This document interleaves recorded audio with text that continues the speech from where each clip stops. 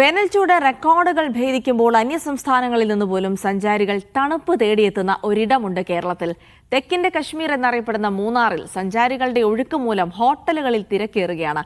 കേരളം വിയർത്ത് കുളിക്കുമ്പോൾ തണുപ്പിന്റെ ഒറ്റ തുരുത്താവുകയാണ് Munnar.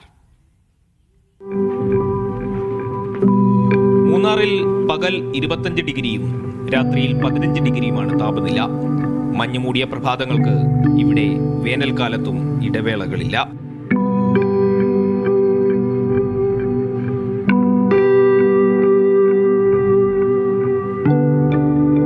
How is the weather in Munnar? बहुत ही बढ़िया. यानी I mean 32 and Nagpur in 40. Live today and 41. It is a relief to come here. बहुत ही बढ़िया. यहाँ का वेदर बहुत अच्छा है. यहाँ पे बहुत ठंड है. Our weather is very cool. മൂന്നാറിലെ ഹോട്ടലുകളിൽ ഏതാണ്ട് 80% ബുക്കിംഗ് പൂർത്തിയായി കഴിഞ്ഞിരിക്കുന്നു. വരും ദിവസങ്ങളിൽ തിരക്കിനിയും കൂടുമെന്നാണ് ഹോട്ടൽ ഉടമകളുടെ കണക്ക്. കഴിഞ്ഞ ഏതാനും വർഷങ്ങളായി വേനൽക്കാല സഞ്ചാരികളുടെ എണ്ണത്തിൽ ക്രമാനുഗത വർധനവാണുള്ളത്.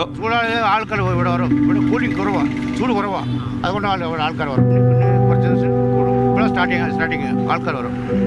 പ്രതിദിനം 15,000-ലധികം സഞ്ചാരികൾ മൂന്നാറിലേക്ക് എത്തുന്നു എന്നാണ് പ്രാഥമിക കണക്ക്. ഇതിൽ 80% അന്യസംസ്ഥാനങ്ങളിൽ നിന്നുള്ളവരാണ്. സഞ്ചാരികളുടെ വർധനവിൽ മൂന്നാറിലെ സാധാരണക്കാരും ഹാപ്പിയാണ്.